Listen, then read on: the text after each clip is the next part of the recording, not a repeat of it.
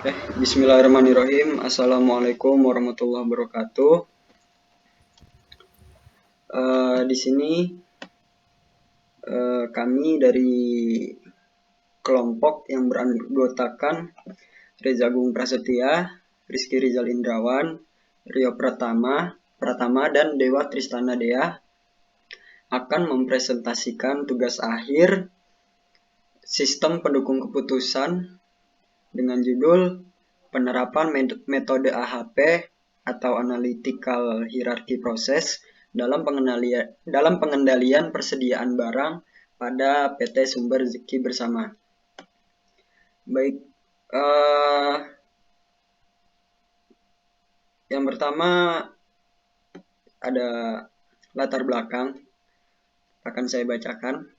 Persediaan barang merupakan komponen utama yang sangat penting dalam suatu perusahaan, karena persediaan akan dijual secara terus-menerus untuk kelangsungan hidup perusahaan.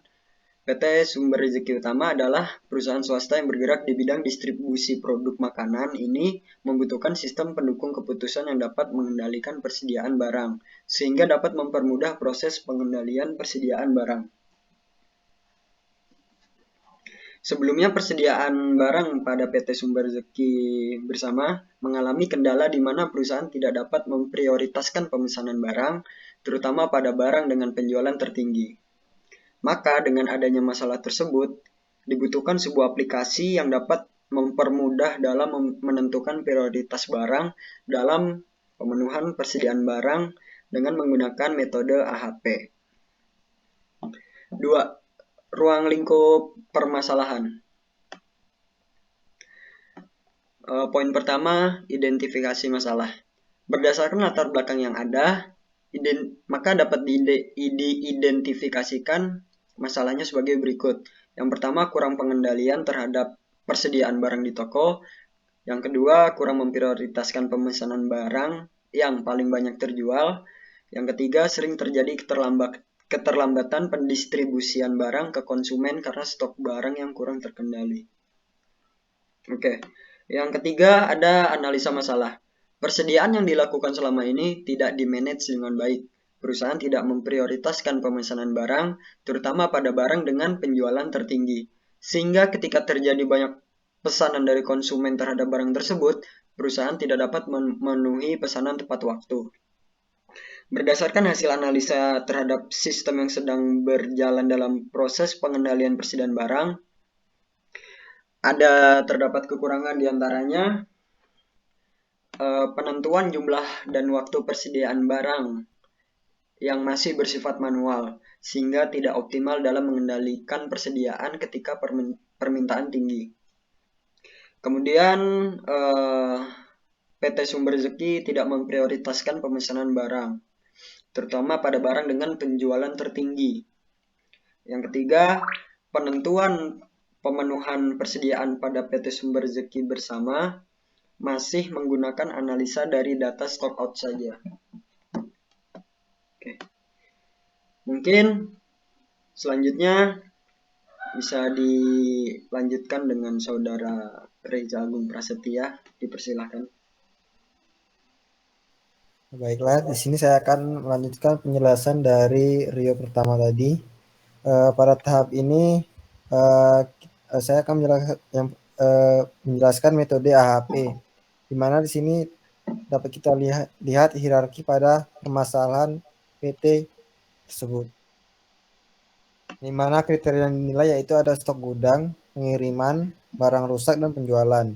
Kemudian selanjutnya dapat kita lihat berdasarkan kriteria di atas sebagai berikut, yaitu goalnya adalah X, kemudian stok gudang bernilai 1, pengiriman bernilai 2, barang rusak bernilai 3, dan penjualan bernilai 5. Kemudian kita melakukan perbandingan berpasangan, di mana perbandingan ini dibandingkan setiap kriteria yang ada. Selanjutnya hasil perbandingan matriks berpasangan.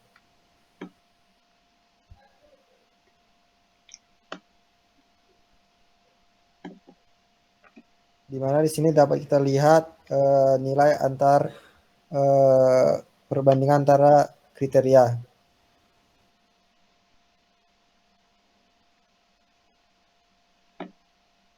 Setelah masukkan hasil perbandingan matriks, dihasilkan nilai pembagian jumlah kolom yang rumusnya adalah masing-masing sel pada tabel hasil perbandingan matriks berpasangan dibagi dengan jumlah kolom masing-masing.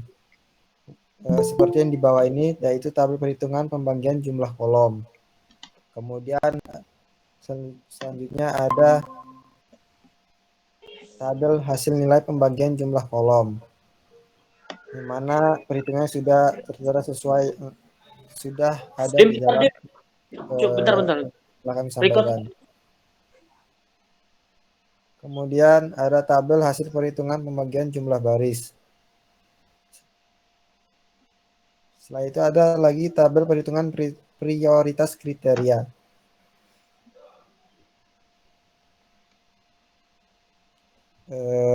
Setelah mengetahui hasil perhitungan prioritas kriteria, maka langkah selanjutnya adalah melakukan perbandingan subkriteria stok gudang seperti pada tabel perbandingan subkriteria stok gudang. Di mana nilai over dengan perbandingan dengan over 1, kemudian over dengan cukup 0,33, kemudian over dengan kurang 0,2, dan over dengan jumlah bernilai 1,53, dan seterusnya.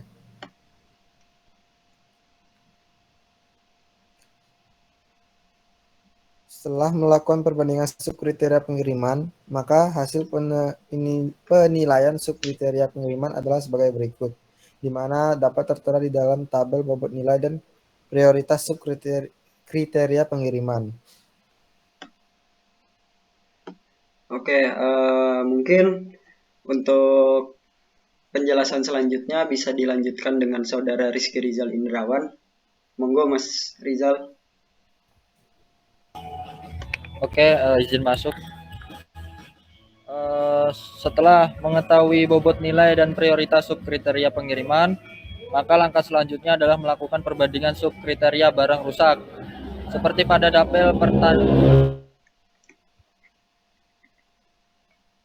tabelnya dapat dilihat seperti berikut: barang rusak sekian 0 sampai 35, 36 sampai 75, dan seterusnya. Setelah melakukan perbandingan subkriteria barang rusak, maka hasil penilaian subkriteria barang rusak sebagai berikut. Berikut merupakan tabel bobot nilai dan prioritas subkriteria barang rusak. Nah, setelah mengetahui bobot nilai dan prioritas subkriteria barang rusak, maka langkah selanjutnya adalah melakukan perbandingan subkriteria penjualan seperti pada tabel perbandingan subkriteria penjualan di bawah ini. Nah, setelah diketahui, maka lanjut ke perbandingan subkriteria penjualan. Maka hasil penilaian subkriteria penjualan adalah sebagai berikut.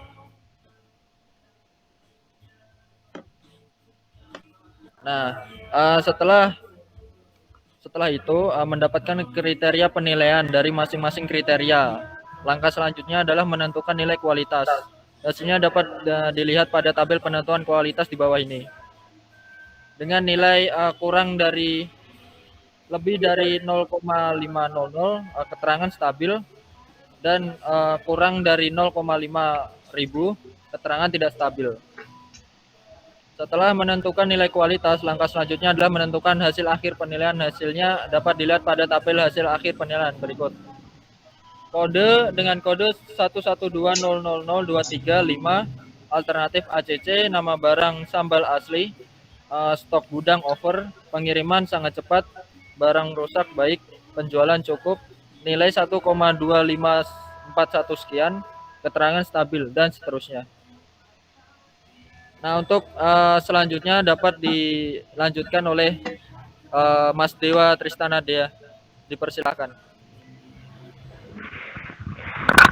Baik, jadi selanjutnya di sini ada expert choice ya. Yang pertama ada model view. Nah, di sini ada beberapa tampilan. Yang pertama, goalsnya adalah pengendalian persediaan barang. Dengan yang pertama ada stok gudang, yakni over, cukup, kurang. Kemudian ada pengiriman sangat cepat, cepat, lambat, barang rusak dengan range 0 sampai 35, 36 sampai 75, dan lebih dari 75. Dan penjualan lebih dari 75, 36 sampai 75, dan 0 sampai 35. Kemudian untuk hierarki view-nya seperti ini tampilannya. Yang di paling atas ada goals, kemudian di bawahnya ada stok gudang, pengiriman barang rusak, dan penjualan dengan masing-masing atributnya.